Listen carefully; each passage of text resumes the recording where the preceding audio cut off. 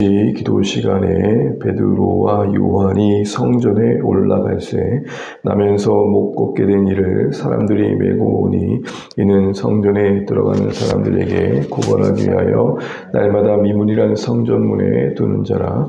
그가 베드로와 요한이 성전에 들어가려 함을 보고 구원하거늘 베드로가 요한과 더불어 주목하여 이르되 우리를 보라 하니 그가 그들에게서 무엇을 얻을까 하여 바라보고 베드로가 이르되 은과 금은 내게 없거니와 내게 있는 이것을 내게 주노니 나사렛 예수 그리스도의 이름으로 일어나 걸으라 하고. 아멘. 새날 주신 하나님 찬양합니다. 기도 감사합니다. 로마에 맞으십시오. 월요일 아침입니다. 주일 말씀 다시 생각하면서 또 한 주간 더 말씀 가운데 거하면 좋겠습니다.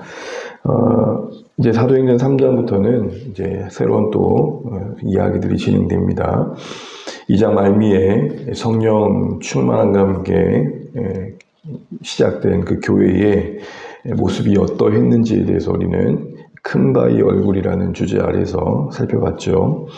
한마디로 복음 안에 살아났고 복음을 살아내며 복음으로 살리는 생명의 공동체였습니다. 이제는 그들이 어떻게 복음으로 살아냈고 또 복음으로 사람들을 살렸는지 어떻게 보면 예시라고 할 수 있는 구체적인 사건들이 3장과 5장 안에 기록되어 있습니다. 그 첫 번째 이야기로 우리에게 너무 익숙한 나면서 못 걷게 된 이가 걷게 되어지는, 회복되어지는 이야기가 담겨 있습니다. 우리는 어제 이 본문에서 우선 이 베드로와 요한이 그를 대하는 태도 속에서 하나님 나라가 교회 가운데 시작되어질 때 있어야 될 두 가지 중요한 시선을 살펴봤습니다. 그 첫 번째는 주님을 향한 시선이 있었고 두 번째는 주님을 닮은 시선이 있었죠. 주님을 향한 시선은 지향이었습니다. 지향. 그래서 1절을 보게 되면은 이런 표현에서 확인을 했었습니다. 제9시기도 시간에 베드로와 요한이 성전에 올라갈새. 기도하러 성전에 갔다라는 단순한 표현입니다. 그런데 성전에 올라갔다라는 이 표현이 담고 있는 의미가 그들의 기도의 의미를 조금 더 다르게 보게 해주었죠. 정한 시간에 특별히 상번제 드려지는 그 당시에 오후 마지막 번제가 드려질 때에 성전 안에서 향을 피우는 그 시간에 성전들의 유대인들은, 경건한 유대인들은 모여서 기도하는 시간을 가졌는데 마침 그 시간인 것 같습니다. 근데 그 기도 시간을 찾아가는 베드로와 요한은 성전을 향해 뭐라고 말하냐? 올라간다라고 이야기를 하고 있는 것이죠. 이때 성전에 올라간다는 것은 어떤 지형적인 어떤 표현보다는 지향적인 표현이죠. 유대인들은 항상 어디 있든지 성전을 그 중심에 뒀습니다. 이것은 구별된 마음이며 또 성전에 계신 하나님에 대한 갈망입니다. 이 모든 표현이 성전에 올라갔다라는 표현으로 있는 것이죠. 세상을 등지고 더 하나님께로 가까이 나아간다, 이런 표현인 것입니다.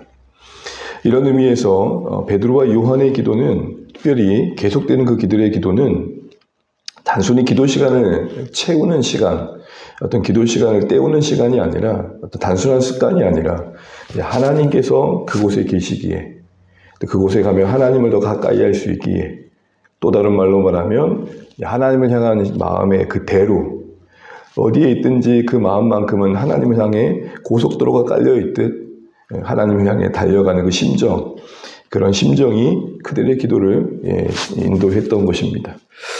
이런 면에서 성령 충만했던 베드로와 요한이 보인 이 모습에서 진짜 성령 충만하다는 게 뭔가 라고 할 때 한 가지 분명히 확인하는 것은 어디서나 언제나 하나님을 바라보는 마음이 가득하다는 것입니다.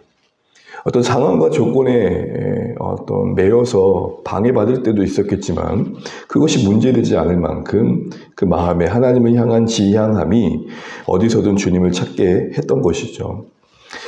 이런 차원에서 우리의 특별한 기도의 부분에도 돌아볼 때 우리의 진짜 하나님 앞에 나아가는 최대한 걸림돌은 어떤 상황과 여건 이전에 혹 우리 마음에 어느새 자리 잡은 어떤 실증은 아닌가. 무료함, 권태감, 또 어떤 의무감으로만 채워진 그래서 굳어져 버린 우리 신앙 모습은 없는지 돌아봐야 되겠다 싶습니다. 설교자인 저 자신에게 적용을 해보자면 설교해야 되니까 성경을 펼치는 게 아니라 여전히 지금도 하나님께서 살아계시고 그 살아계신 하나님께서 말씀하고 계시기에 두렵고 떨림으로 이 말씀을 펼치고 하나님 오늘도 저에게 우리에게 말씀해 주십시오 라는 마음으로 설교하는 것과 그냥 설교해야 되니까 하는 것은 다를 것입니다. 사랑하는 주안의 가족 여러분, 우리 안에 이러한 지향이 회복되길 바랍니다. 하나님께 쏠린 마음, 하나님께 더 하나님을 의식하는 생각들, 그런 어떤 지향함 속에 우리의 경건은 조금 더 하나님께 사로잡힌 자로서의 경건이 될 것입니다. 경건의 그 행위에 어떤 습관을 따르만 이루어지는 게 아니라 정말로 하나님을 향한 마음이 모든 우리의 경건의 중심이 되어야겠습니다. 그런 어떤 하나님을 향한 지향함이 지속되는 기도를 만들었고, 그 지속된 기도가 오늘 이 본문의 회복의 사건과 연결되어져 있는 것들을 본다면 결국 성경이 일관되게 좀 직영하고 있는 것은 뭐냐면 하나님을 찾는 자들을 통해 하나님이 일하신다는 겁니다. 어디서든지 하나님을 바라보는 자들을 통해 하나님은 그들 안에 하나님이 계획하신 일들을 참여할 수 있도록 부르시고 초청하시는 겁니다. 우리는 후에 계속해서 보겠지만 가장 대표적인 예가 사도행전 10장의 고넬료와 베드로의 만남 아닙니까? 성경은 의도적으로 고넬료를 기도하는 사람이라 소개하고 있고 베드로를 또 기도하는 자리에서 고넬료와 만나게 하십니다. 이처럼 누가복음과 사도행전을 기록한 누가는 기도와 하나님의 나라의 사건을 깊이 관련시키고 있습니다. 이런 면에서 우리가 나아갈 방향들을 다시 한번 분명히 하게 됩니다. 주안의 교회가 나의 신앙이 하나님 나라를 시작하는 그런 삶의 부분이 되려면, 그런 회복의 이야기를 써가려면 다시 한번 점검해 봐야 될 것은 나는 하나님을 지향하는가. 우리는 어떤 사역을 위해서 기도할 수 있을 것입니다. 어떤 행사와 어떤 일들을 치러내기 위해서 주의 도우심을 구할 수 있습니다. 아주 중요한 자세죠. 그러나 더 중요한 것은 우리가 하고 싶은 일에 하나님의 도우심을 구하는 것도 분명히 신앙의 자세이겠지만 늘 기도하면서 하나님께서 우리를 인도하시는 대로, 이끄시는 대로 쓰임 받는 것도 필요한 자세일 것입니다. 그런 면에서 우리 다시 한번 지향에 대한 돌아봄이 있기를 좋겠습니다. 두 번째로 주님을 닮은 시선은 긍휼이었죠. 오늘 본문을 보게 되면 여러분 가만히 보시면 바라보는 어떤 동사, 그러니까 본다라는 의미를 갖는 동사가 여러 모양으로 지금 표현되어 있습니다. 특별히 날 때부터 걷지 못했던 이와 베드로와 요한의 시선이 교차하고 있습니다. 그리고 엇갈려 있죠. 특별히 바라보는 기대와 관심에서부터 달랐기 때문에 더욱 그러한 걸 보게 됩니다. 5절을 보시게 되면은 앉아있는, 지금 구걸하고 있는 나면서부터 걷지 못했던 이의 입장에서는 뭘 얻을까? 그러니까 보는 사람들마다 돈이 될 만한 사람이 누군가? 뭐 이런 생각을 했겠죠. 베드로와 요한은 특별히 그 성전 앞에 머무르는 그를 어떻게 바라보고 있냐면 뭔가를 나누려고 하는, 주고자 하는 입장에서 바라보고 있습니다. 특별히 그런 가운데 나왔던 말은 우리를 보라라는 따뜻한 말이었습니다. 관심의 표현이었습니다. 그 말을 할 수 있었던 것은 4절을 보시게 되면은 요한과 베드로가 성전의 앞에 앉아있는 그를 주목함에 있어서 시작이 되었죠. 주목이란 단어가 우리를 보라라는 따뜻한 말이 시작이었습니다. 주목의 의미는 뭐였습니까? 겉모습을 보는 게 아니라 본질을 보는 거죠. 그 본질이 어떤 모습을 받겠습니까? 성전 앞에 앉아있는 한 사람이 단순히 구걸하는 처량한 사람 정도가 아니라 그의 인생의 이야기가 바라봤었던 거죠. 그도 한 사람이라는 것이 헤아려졌던 겁니다. 더 나아가서 예수님의 이름의 권세로 그를 일으키는 사건이 뒤에 이어진 것을 보게 되고, 은과 금이 아니라 예수님의 이름을 나누고자 했던 모습에서 보게 되면 베드로와 요한의 입장에서 성전 앞에 머물던 이 한 사람에게 가장 필요한 것은 예수님의, 하나님의 은혜임을 봤던 거죠. 바꿔 말한다면 그들에게 이 성전 앞에 있는 한 인생은 하나님의 은혜가 절실한 한 사람으로 바라봐졌던 겁니다. 이건 영혼에 대한 긍휼이 있었기 때문에 가능한 것입니다. 그러기에 주목하였다라는 말을 조금 더 이런 맥락에서 다시 번역을 해보면 베드로와 요한은 함께 긍휼의 시선으로 그를 바라보았다라는 것입니다. 그리고 긍휼이 그 따뜻한 말을 열매 맺게 했고, 친절하게 그들을 다 바라보게 했고, 그런 긍휼의 시선이 결국은 다시 한번 그들 안에 회복의 이야기를 만드는 시작이 되었음을 보게 됩니다. 그 작은 시선이 큰 기적의 시작이었습니다. 이처럼 예수님이 필요한 인생이라는 그 어떤 은혜와 긍휼의 시선으로 사람을 바라보는 그 시선 속에서, 그런 교회의 세상을 향한 바라봄 속에서 하나님의 일이 시작되어 간다라는 것입니다.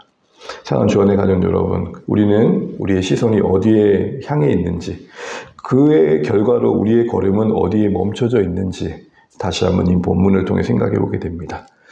더 나아가 신자로서 우리의 신앙이 성장해 간다는 걸 뭘 통해 확인하겠느냐라고 할 때, 우리가 지금 어떤 관계와 일상과 주어진 상황을 어떤 시선으로 헤아리고 있느냐로 우리는 알게 될 것입니다. 아무쪼록 주일날 주셨던 이 말씀, 지향과 긍휼, 이 단어가 이번 한 주 내내 많이 생각나셔서 우리의 삶이 이런 시선으로 채워져서 우리의 삶에도 이런 하나님의 나라의 이야기가 시작되어져 가는 은혜들이 있기를 간절히 소망해 봅니다. 하나님의 은혜 의지하면서 또 한 주간도 말씀 안에 거하시는 복된 하루 되시기를 바랍니다. 이 시간 기도하겠습니다. 우리 주일 말씀, 복음으로 사랑했던 교회의 시선을 베드로와 요한을 통해 살펴봤습니다. 좀 더 하나님을 가까이 하고자 하는 지향함이 있었고, 그런 하나님을 향해 가까이 함이, 그 동행함이 하나님의 은혜가 필요한 인생들에게 하나님의 능력을 행하시는 그 일들에 쓰임받는 동역이 되었습니다. 동행이 동역이 되는 그런 삶이 우리 삶이어야겠습니다. 더 나아가 그냥 지나칠 수 있던 한 영혼에게 긍휼로 바라보고 그 걸음이 멈추고 따뜻한 말을 건네는 그 시작이 그의 영혼의, 그의 삶의 새로운 회복의 또 이야기로 이어짐을 보게 됩니다. 별거 아닌 것 같지만 우리가 말하는 한마디가 우리가 긍휼로 바라보는 수많은 사람들 향한 생각들과 또 태도가 또 작은 그런 시선들이 또 하나의 계기가 되어져서 또 하나님의 구원의 이야기가 이루어져 가는 일에 쓰임받는 시작이 될 수 있음을 알아야겠습니다.